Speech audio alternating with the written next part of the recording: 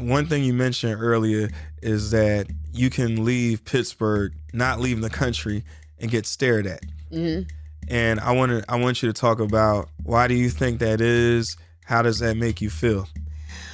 Well, I mean, sometimes I thought it was because I've created such a social media presence here, so it could have been like, oh, it's that girl. I got that sometimes, where I've even people stop me like, hey, I can take a picture with you, and I'm like, I think y'all think I'm not cool, So sometimes I think it was that. When I say that I went through some things bigger than me closing down business, like I've had like mass crowds here in Pittsburgh, like, attack me for certain things.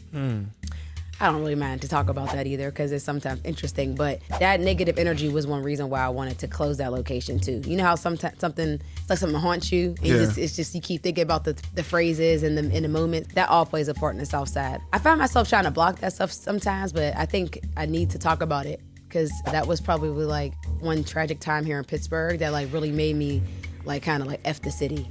So when I say people staring at me, sometimes now when I thought it was people staring at me because they think I'm either attractive or, oh, it's that girl, now I think you're thinking like, oh, it's that girl that did that. Oh, it's a negative thing, That's my assumption. And I also just think it may not just be our city. I just think, I don't know if it's just the United States. I think it's just a lot. I can't really answer it. It's just people for you.